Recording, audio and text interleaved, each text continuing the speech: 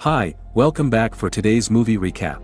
Today, we will recap the movie, Inception. A thief uses dream-sharing technology to steal corporate secrets or ideas. When he was given the inverse task of planting an idea into the mind of a CEO, he had to accomplish the impossible task in order to get his final chance at redemption.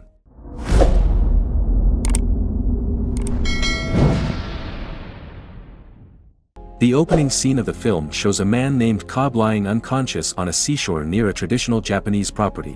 One of the guards saw him and took him to their boss. Cobb sits at the other end of the table, eating, as the boss spins Cobb's totem, which is a spinning top, talking about a man he met in a half-remembered dream. In the next scene, we see Cobb and Arthur in the dream world talking to a man named C.E.O, their latest target. Cobb and Arthur explain to C.E.O what extraction is. Cobb and Arthur are both extractors, thieves who steal information, secrets, or intellectual properties from businesses by extracting them from their targets through dream-sharing technology.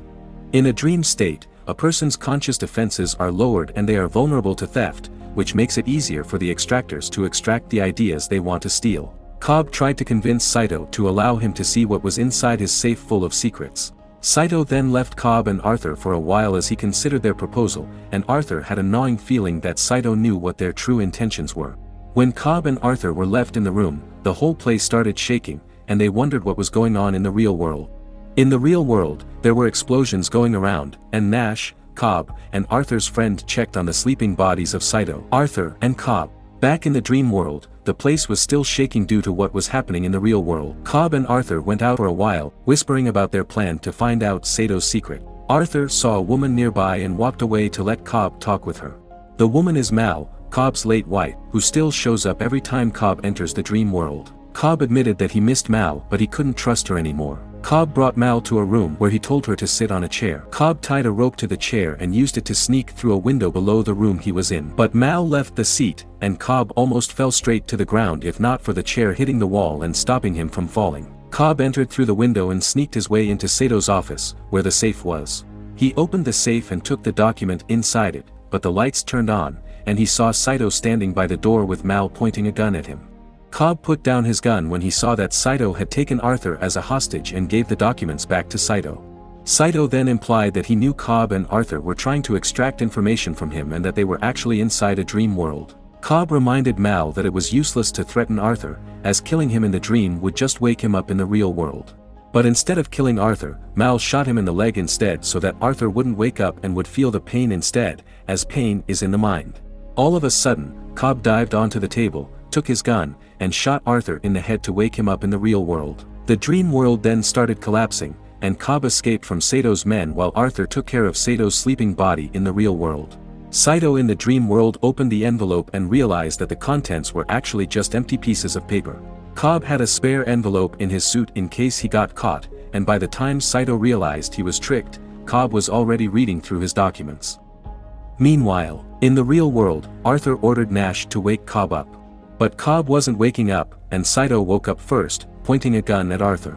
Nash dunked Cobb into the bathtub filled with water, effectively waking him up, and Cobb jumped onto C.E.O, who attacked Nash from behind, bringing the man down on the ground. While the people outside were rioting, Cobb was threatening C.E.O to tell them the key piece of information that C.E.O didn't include in the documents. But C.E.O, who was pinned down on the ground, felt the polyester carpet and realized that they were actually still dreaming. They woke up from a dream to another dream, and in true reality, they were all actually sleeping in a train. The countdown ended, and Arthur woke up first, followed by Cobb and Nash, who told C.E.O that they were not in his dream but in Nash's dream before they woke up. They paid the boy watching their dream-sharing device and left a sleeping C.E.O behind. Cobb was spinning his spinning top, watching it closely until it stopped. His phone rang, and he answered to hear the voices of his children. Due to the situation he was in, Cobb couldn't go back to his children, who are now living with their grandparents. The call ended, and Arthur came in. Because they failed to get information from C.E.O, they knew they had to disappear before they got hunted down by Cobol Engineering, the ones who hired them. They went up to the rooftop, where a helicopter was waiting for them. There, they found Nash being held hostage by C.E.O. C.E.O's men took Nash away, and C.E.O urged Cobb and Arthur to get into the helicopter. Impressed by Cobb and Arthur's ability to create dreams within dreams, he offered them a task in which they had to plant an idea into someone's subconscious. When Cobb and Arthur declined, C.E.O. offered Cobb a way to clear his charges and go back to his children. Intrigued, Cobb listened to C.E.O.'s plan. Robert Fisher, the son of C.E.O.'s main competitor, Maurice Fisher, is inheriting the company from his old man, and C.E.O. wanted Cobb to perform an inception on Robert with the idea of bringing his own father's empire down. Cobb was aware that it would be a very difficult task but still accepted it anyway.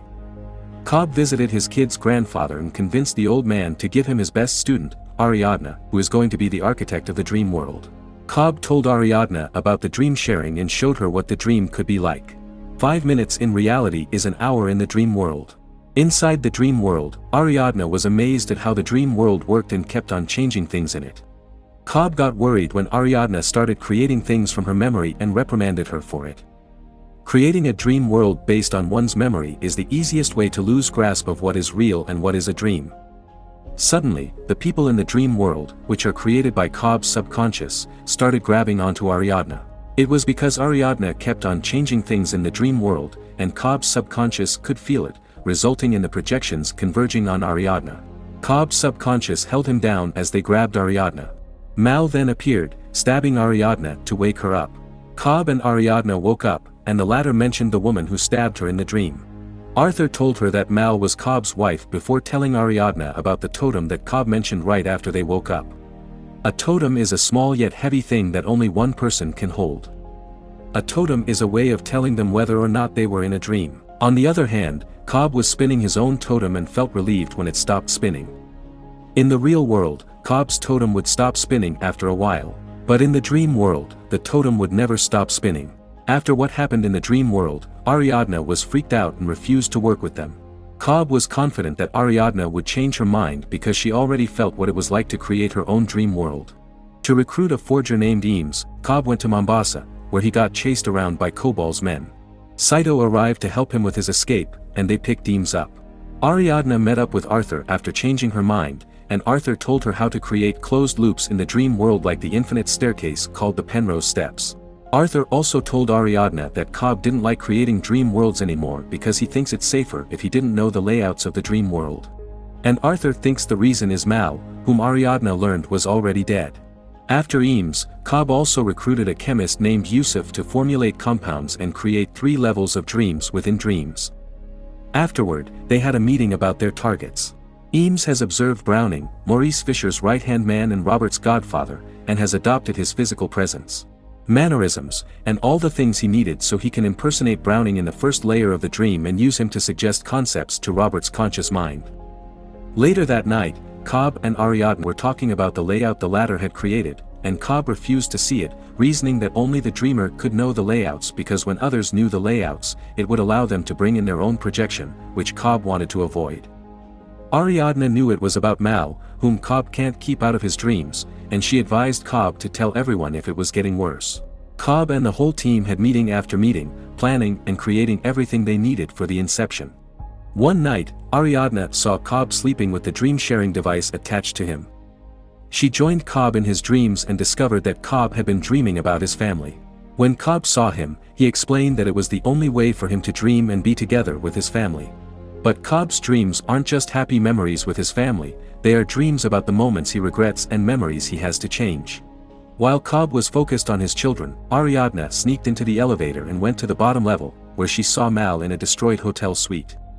Cobb followed after her and hurriedly pulled Ariadne back into the elevator when Mal started acting up. When they woke up, Ariadne called Cobb out for creating a prison of memories to lock Mal in. Arthur and C.E.O. arrived to tell them that the plan was underway. They went to the airport that C.E.O. bought to help with the plan and got on the same plane as Robert.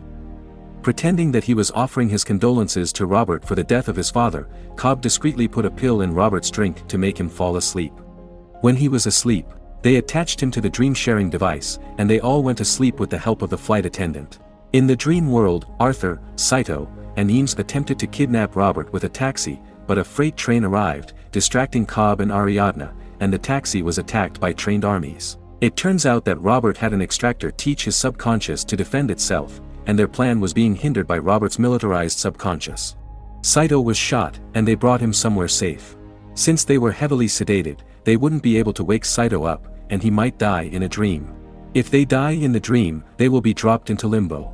They had no choice but to continue their task as quickly as possible. While watching over C.E.O., Cobb told Ariadna what happened between him and Mal. Cobb and Mal experimented with dream sharing together and were dropped into limbo when they lost sight of reality. They stayed in the dream world for 50 years, which is just one night in the real world due to the time dilation with reality. Cobb began to realize what was happening and wanted to go back to reality, but Mal refused. Cobb's totem, which used to be Mal's, was hidden in a safe by Mal, who chose to forget the truth. Limbo became her reality, so when they woke up to the real world, Mal thought they were still dreaming and was possessed by the idea to kill themselves in order to wake up. But Mal didn't want to die alone, so during their anniversary, Mal booked a hotel suite for her and Cobb. When Cobb arrived, he saw the room in a complete mess, and Mal was sitting on the edge of the window in another room, which is in another building beside the one Cobb was in. Mal told Cobb that she had called the police to frame him before she jumped off the edge. Cobb couldn't prove his innocence as Mal got herself declared sane by 3 psychiatrists and decided to run away and hide, leaving his children behind. In the first layer of the dream, they questioned Robert about the combination on his late father's chest. Eames impersonated Browning and pretended to be kidnapped and tortured. But Robert still insisted that he didn't know any combinations, as his late father never gave him any before he died. Eames fed Robert lies to introduce the idea of Morris's will to dissolve the company. When Robert's trained subconscious arrived, he went to ask Robert to give him the first 6 numbers that came to his head. They brought C.E.O. and Robert into a van and drove around the first level of the dream as Yusuf clicked the dream-sharing device that would bring them to the second level, while Yusuf would stay behind the first level to keep their first-level bodies safe. In the second layer of the dream, Robert was in a hotel talking to a blonde woman. Cobb approached Robert, pretending to be a man named Mr. Charles, who is the head of security in Robert's company. The blonde woman left after giving Robert her number, and Cobb pointed out that the number the woman gave Robert had only 6 digits. Robert read the 6 digits, which were actually the same 6 digits he gave Cobb during the first level. Cobb started telling Robert about extraction to turn Robert against his own subconscious. Using Browning, they entered Robert's subconscious, which then brought them to the third level, while Arthur stayed in the second level to perform the kick for them. In the third level of the dream, they infiltrated the place where they would perform the inception. However, Yusuf performed his kick too soon by driving the van off the bridge, and the team had to finish the job before the next kick, which is when the van hits the water, which is in 20 minutes. Robert had arrived at the room where he was supposed to meet a projection of Maurice, but Mal appeared and killed Robert. To avoid failing the mission, Cobb and Ariadna went down into limbo to rescue Robert and C.E.O., who both died in the third level. There they met Mal, who tried persuading Cobb to stay with her. It was then revealed that Mal had the idea of killing herself to wake up because Cobb subjected her to the inception. He planted the idea into her mind, and that idea grew like cancer, which then resulted in Mal's death. Ariadna kicked Robert down the building, causing Robert to wake up in the third layer. Robert then entered the room, where he saw the projection of his father. His father gave him the combination to the safe, and he discovered the planted idea that his father was telling him to dissolve the company and create something for himself. Seeing this, Eames performed the kick, and Ariadna went back to the third layer. They all rode the synced kicks back to the real world, while Cobb stayed in limbo. Cobb cradled Mal, apologized to her, and finally let her go. Cobb then looked for C.E.O. in the limbo, and when he found him, he was already so old. Cobb reminded C.E.O. of their deal, and C.E.O. reached out for the gun. The next thing Cobb knew, he was already back in the real world with everyone. C.E.O. made a phone call to do just what he promised Cobb. After its successful inception, Cobb was finally able to go back home to his children. He spun his totem and didn't bother waiting for it to stop before he ran to his children. The ending scene of the film shows the spinning top totem spinning, and before we could see whether or not it was going to stop, the screen turned black.